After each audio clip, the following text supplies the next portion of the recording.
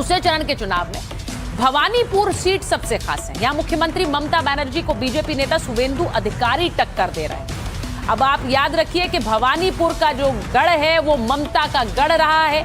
अब यहां पर शुवेंदु अधिकारी उन्हें सीधी चुनौती देने पहुंच गए। 2021 में ममता शुवेंदु के गढ़ नंदीग्राम में गई थी, जहां शुवेंदु ने उन्हें हरा दिया था। अब इस बार शुवेंदु अधिकारी ममता के गढ़ भवानीपुर में आकर चुनाव लड़ रहे हैं और टक्कर कड़ी बताई जा रही है। तो ये सीट सबसे महत्वपूर्ण सीट इस दूसरे चरण के चुनाव में है, क्योंकि ममता बनर्जी पिछली बार नंदीग्राम हारी थी। पश्चिम बंगाल में 29 अप्रैल की वोटिंग के लिए अभूतपूर्व सुरक्षा इंतजाम किए गए। अर्धसैनिक बलों की 2321 कंपनियां तैनात, इनमें 2,78,000 शामिल होंगे जवान। 4 स्तर की सुरक्षा व्यवस्था की जाएगी। इनमें सीसीटीवी निगरानी, जवानों की गश्ती और महिला जवान और स्थानीय पुलिस भी होगी। सेंट्रल फोर्स की हर कंपनी में कम से कम 72 जवानों के पास AK-47 या AK-56 राइफल होगी। सुरक्षा व्यवस्था को मजबूत करने के लिए 160 मोटरसाइकिलों का इस्तेमाल होगा और हर मोटरसाइकिल पर CAPF के 2 जवान तैनात रहेंगे। सबसे ज्यादा अर्धसैनिक बलों की तैनाती दक्षिण 24 परगना जिले में होगी। सुंदरबन, बरुईपुर और डायमंड हार्बर में 409 कंपनियां तैनात रहेंगी। कोलकाता पुलिस जोन में 273 कंपनियां तैनात होंगी। ईस्ट बर्धमान में 260 और हुगली में 234 कंपनियां तैनात की जाएंगी। संवेदनशील इलाकों में खास निगरानी रखने की बात कही गई है। अब दूसरे चरण का मतदान खत्म होने के बाद भी 500 कंपनियां राज्य की सिक्योरिटी को संभालने में लगी रहेंगी। जी, तो जब वोटिंग हो जाएगी, ऐसा नहीं है कि अर्धसैनिक बल वहां से रवाना हो जाएंगे, कुछ समय तक रहेंगे, यही खबर है। इन सब के बीच प्रधानमंत्री मोदी ने बंगाल के वोटर्स को एक चिट्ठी लिखी है और प्यार सम्मान के लिए बंगाल के वोटर्स का शुक्रिया अदा किया है। आपको दिखाती हूं प्रधानमंत्री की वो चिट्ठी। लोकतंत्र का हर महोत्सव बहुत पवित्र होता है और मुझे भी इस उत्सव में हिस्सा लेने का अवसर मिला है। पत्र के माध्यम से अपनी भावनाएं व्यक्त कर रहा हूं। पूरे चुनाव अभियान के दौरान मुझे अपार स्नेह मिला। परिवारजनों से मिले आशीर्वाद ने नई ऊर्जा से भर दिया। मैंने बंगाल में एक अलग ही ऊर्जा अनुभव की। इतनी गर्मी के बावजूद, इतनी रैलियों के बाद भी मुझे इस चुनाव में जरा भी थकान महसूस नहीं हुई। प्रधानमंत्री आगे उस चिट्ठी में लिखते हैं कि रैलियां, रोड शो मेरे लिए तीर्थ यात्रा की तरह रहे। यहाँ की युवा शक्ति हो या नारी शक्ति, किसान भाई बहन हो, श्रमिक या फिर कारोबारी, सभी विकसित बंगाल के लिए संकल्पित हैं। तो प्रधानमंत्री जहां ये कह रहे हैं, वहीं उन्होंने आज एक और बड़ी बात कह दी। उन्होंने ये कह दिया कि 4 मई को तो उन्हें शपथ ग्रहण के लिए पश्चिम बंगाल पहुंचना ही है। सुनिए जरा। ये मेरी आखिरी सभा है और बंगाल में जहां जहां गया हूं, बंगाल के लोगों का जो मैंने मिजाज देखा है, मैं इस विश्वास के साथ वापस जा रहा हूं कि 4 मई के नतीजों के बाद बीजेपी के शपथ ग्रहण समारोह में मुझे आना ही है। उधर केंद्रीय गृह मंत्री अमित शाह ने बेहाला में रोड शो किया। उसकी भी तस्वीरें आपको दिखा देती हूँ। रोड शो के बाद अमित शाह ने गंगा सागर में गंगा पूजा भी की। तो ये तस्वीरें भी आई आज गृह मंत्री अमित शाह की। गृह मंत्री अमित शाह ने इस चुनाव प्रचार में सीधे सीधे टीएमसी के कार्यकर्ताओं पर सवाल उठाते हुए कहा कि ये गुंडागर्दी अब चलने वाली नहीं है। उसके बाद वो गंगा सागर पहुंचे और यहां उन्होंने गंगा पूजा की।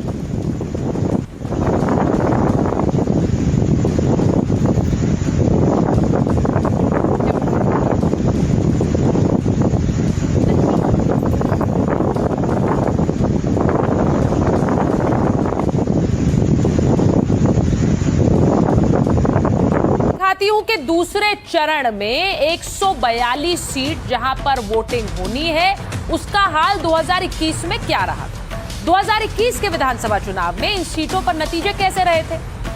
टीएमसी ने 142 में से 123 सीटें जीती थी। अब आप सोचिए, ये दूसरा चरण कितना महत्वपूर्ण पश्चिम बंगाल में ममता सरकार बनाने में था।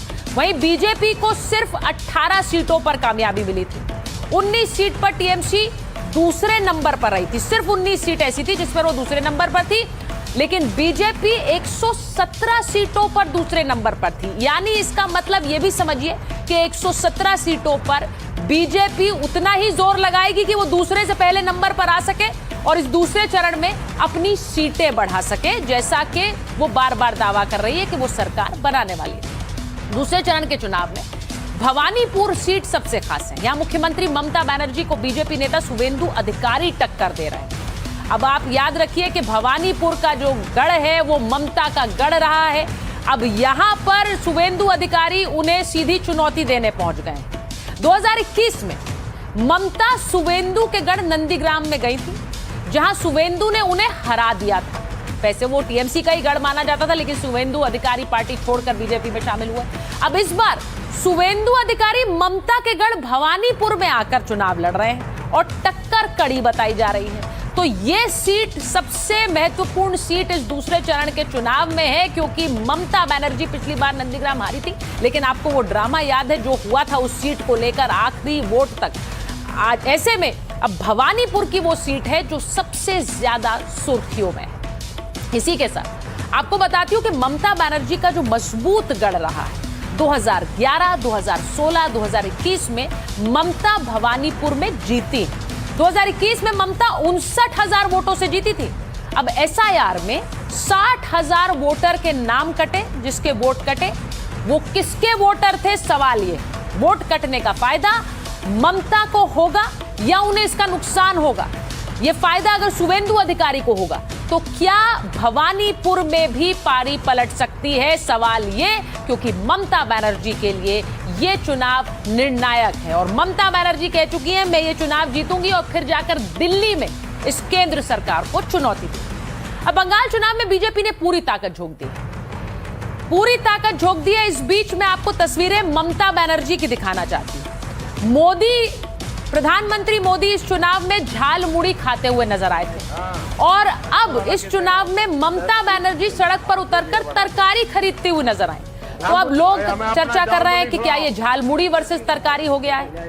प्रधानमंत्री की झाल मुड़ी वायरल हो गई, ममता बनर्जी सड़क पर उतरकर सब्जी खरीद रही हैं और वहां पर देखिए लोगों के बीच किस तरह का उत्साह था ममता को देखने के लिए। अब सोशल मीडिया पर यह चर्चा चल रही है कि लोगों को झाल मुड़ी पसंद है या तरकारी पसंद है।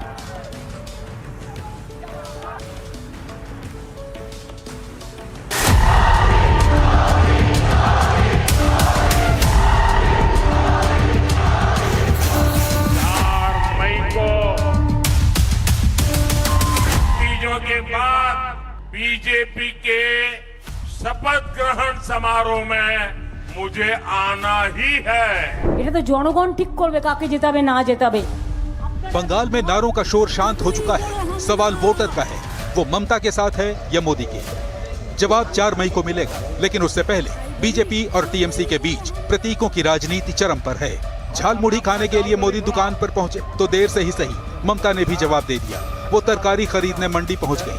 दोनों की दुकान यात्रा में भले ही 8 दिन का फर्क रहा, लेकिन एक बात पता चल गई कि पब्लिक से जुड़ना जीत के लिए सबसे जरूरी है। ये बात दोनों जानते हैं।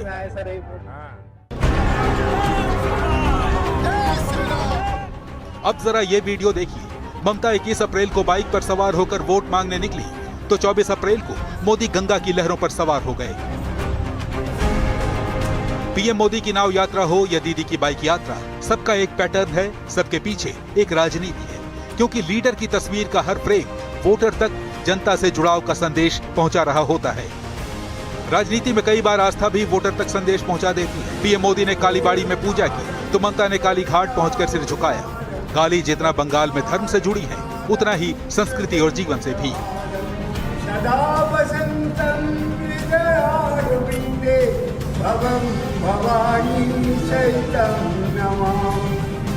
दो चुनावों में 3 से 77 सीटों पर पहुंची बीजेपी इस बार बंगाल में सत्ता का दरवाजा खोलना चाहती है, जबकि 15 साल से बंगाल की सत्ता चला रही ममता एंटी इनकम्बेंसी को अंगूठा दिखाकर अपनी सत्ता बरकरार रखना चाहती है। और राजनीति के दोनों धुरंधर जानते हैं कि चुनाव जीतने में सिर्फ मुद्दे नहीं, छोटे छोटे प्रतीक भी बड़ा किरदार निभाते हैं।